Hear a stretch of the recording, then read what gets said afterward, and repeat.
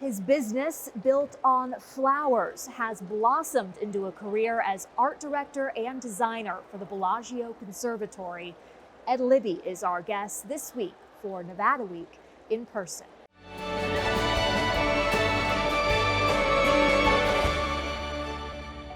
Support for Nevada Week in Person is provided by Senator William H. Hernstat. Welcome to Nevada Week in Person. I'm Amber Renee Dixon, joining you from the Bellagio Resort and Casino, where, as of this taping, work is underway on the Bellagio Conservatory's newest display named Year of the Rabbit. It opens January 9th, and our crew will be back here to film it, and we'll be showing you parts of it throughout this interview with the display's designer, Ed Libby. Thank you for joining us for Nevada Week in Person. It's my pleasure. Thank you, Amber, for having me. Before we talk about Year of the Rabbit, I want to know about your roots in this business. It's been reported that your creative process starts with flowers, and the basis of your business when you started was in flowers. So your passion for flowers, where does it stem from? My passion for flowers really stems from my childhood. My mother was an avid gardener and always celebrated beautiful things in the house with flowers and beautiful china and stuff. And I think that that's where my love for creating party art really started, an immersive experience. I was in college, I was in art school. I started as a driver in a flower shop because it kind of went along with my schedule in school. And I was studying Flemish painting, still lifes and, flower paintings and the sunflowers here and the pineapples over here kind of a thing. The designer in the shop, it was 1984, the designer in the shop where I was working got very ill shortly after I started. And I begged them to just let me give it a shot. And they're like, you're the driver, just drive, deliver the stuff, we'll get somebody else to make it. So there was a fruit and vegetable market next to the flower shop. And one night after working on studying some paintings and stuff, I was like, oh, there's the same fruits and whatever. So I made an arrangement and left it on the counter at the flower shop for them to either find and comment the next day or not, but I figured I'd give it a shot. And they called me in right from school the next day and they said, oh, we need to talk about this. Oh. Yeah, and that's kind of how I got that's how I got the opportunity. And one of their clients was the creative director for Tiffany & Company. And at that time, Tiffany was owned by Avon. And when they went back into private ownership, they needed a hook on creating this, really, in the 80s, everything had to have a hook, right? So creating this really elaborate party. And I had parachute pants and flock of seagulls hair, whatever. They're like, we're gonna have that kid do the arrangements. Would you consider that your break into this business? 18 years old, yep. On the jewelry cases at Tiffany, doing my thing, my parachute pants on.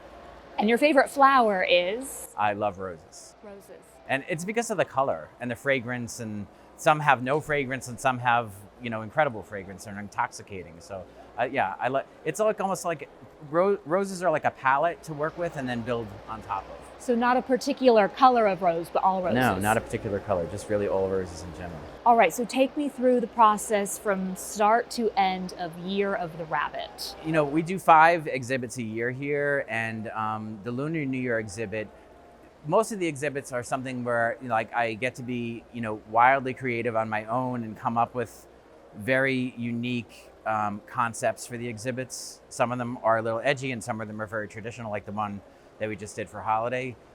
Lunar New Year is so intriguing because we are basically trying to be as culturally correct as possible with the exhibit. Everything that's in the conservatory right now represents something. There's a bed that represents serenity, discipline and hospitality. That's all in the south bed. And there's a really deep dive on all, there's cranes in there that represent long life, all kinds of different things. The Book of Knowledge is in there, which is book of Chinese disciplines. And then we have the feature bed is always the figure for that year. So we have our rabbit bed, which is the west bed. And then this year, brand new, we're adding this incredible Kai Shen character, which is, Kai Shen is the god of money and fortune. So that's brand new for this year and a really big part of this exhibit. And then we have another bed that represents, we call it the Happy Children. And it's all beautiful figures made out of flowers and then other things in the bed that represent other parts of Asian culture, which is really cool. When did you start planning this?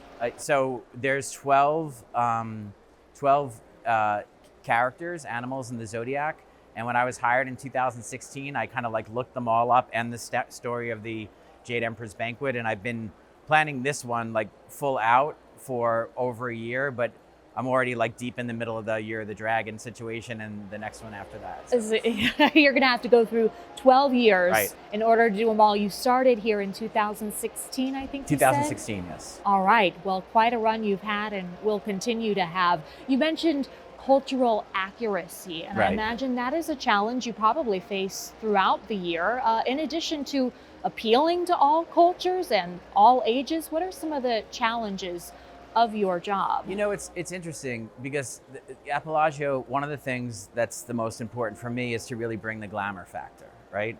We want to create something here at Bellagio that somebody that's a gamer in Singapore is going to want to get on a plane and fly all the way here to come and see. So as far as like the overall design, I try to design a bed that I know that children are going to love for sure. And sometimes it's a bed that's like really tricked out and they're gonna like the bells and whistles. And sometimes it's a bed like the one that we have in there now, that's the children playing with the firecrackers and all the other great stuff. I always try to design one bed that has like a real kind of haute couture flavor to it. A mother influence for you probably. And the very high fashion client that comes through, you know? Where did oh, okay, all right. And there's also, I also feel that the Conservatory should be a place of knowledge and learning and serenity. So there's always something that feels a little peaceful or nostalgic. In the exhibit that we have in now, the South Bed is very reflective. It very quietly tells the story of the rabbit arriving at the Jade Emperor's Banquet. And all the components of the story are actually in the bed, which is kind of really cool. And we're doing a dining experience here at the Bellagio now. And the Jade Emperor's Banquet, where the rabbit arrives, is actually the place where we're doing the dining experience. So that's kind of exciting. That is neat. The high fashion aspect, does that go back to your time spent in New York? I think so, yeah. New York and Paris and Milan. I think that bringing that kind of like haute couture element to one of the most glamorous properties in the world is something that I really enjoy. And it's very much appreciated too. So on the holiday display that you had here, you were quoted as saying, "We're trying to push the envelope." And there have been other mentions of you and your team constantly trying to outdo yourself. Right.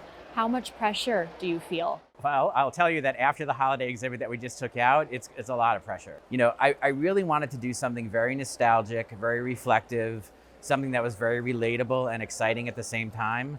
And I think that the idea of the villages and we had a fragrance in there that smelled like gingerbread. It was like a warm apple cider smell, but it was very gingery. So holiday, and there was a gingerbread house that you can go into. It's very immersive, right? Between the fragrance and the music, and we had an opportunity for people to buy cookies and hot chocolate and things like that. So I think that coming up, like it's almost like when you do something like that, it's like, oh my God, we did such a good job. What are we going to do next? You know, on Monday I'm presenting the holiday exhibit for next year, which is so completely different than this that it's like exciting and exhilarating and like scary at the same time. How do you handle the pressure?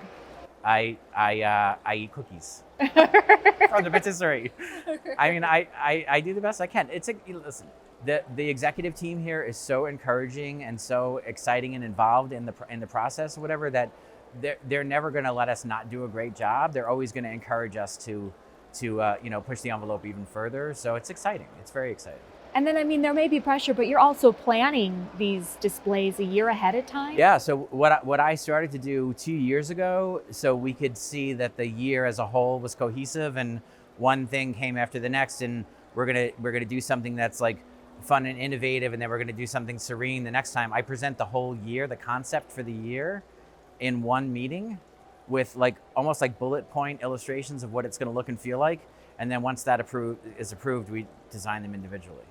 Are there any rules of how much organic material there has to be in there? You know, it's so funny. The rule is to use as much organic material as possible.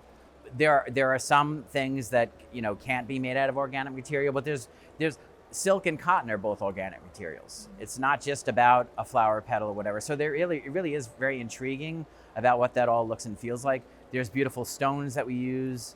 there's more organic material in there than most people realize because we're so good at it now, you know? White rice or sweet rice is very white.